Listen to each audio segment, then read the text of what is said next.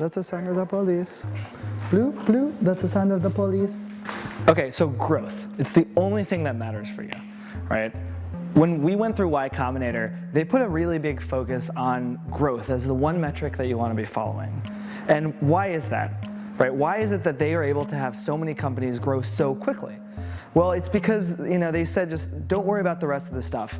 Paul Graham has a post called Startup Equals Growth, in which he says that the only thing that makes a company a startup is that it's growing fast.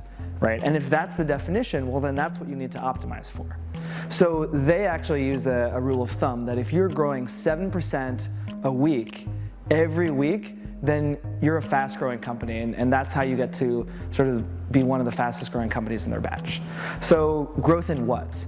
Right? Growth in revenue, ideally, if you're making money, or growth in users is another good metric to look at, or growth in some sort of main activity in your product. Like if you were Twitter, it might be the number of tweets, or number of shares on Facebook.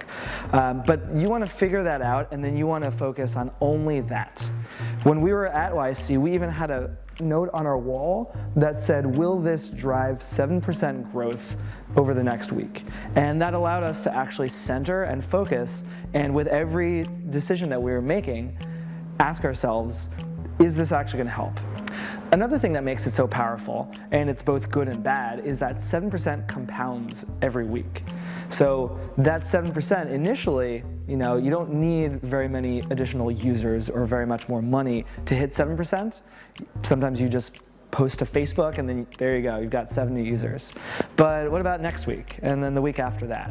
Well, the bar keeps raising, and you keep exhausting out all those easy wins, and it really forces you to now think, what am I going to do? It's week 8, how am I going to get 7% growth this week?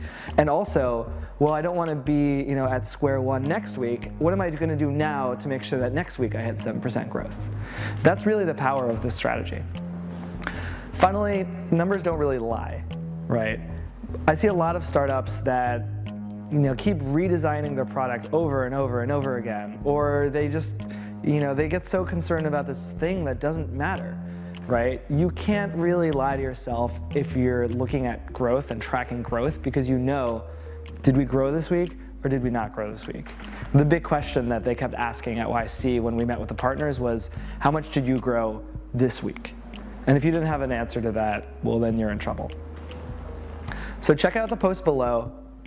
Read a lot of these thoughts about growth and how you should be thinking about growth in your company.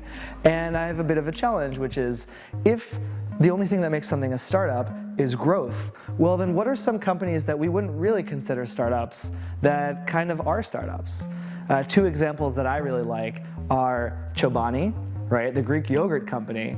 It's like 7 years old, and they're making over $1 billion in revenue. It was actually started by an immigrant who bought a bankrupt Kraft Foods factory, I think. And it's a fascinating story. You should check it out. Another really cool one is The Gap, which was started in 1969, and they actually raised venture funding. Like, we don't really think of The Gap as a startup, but they grew so fast so quickly.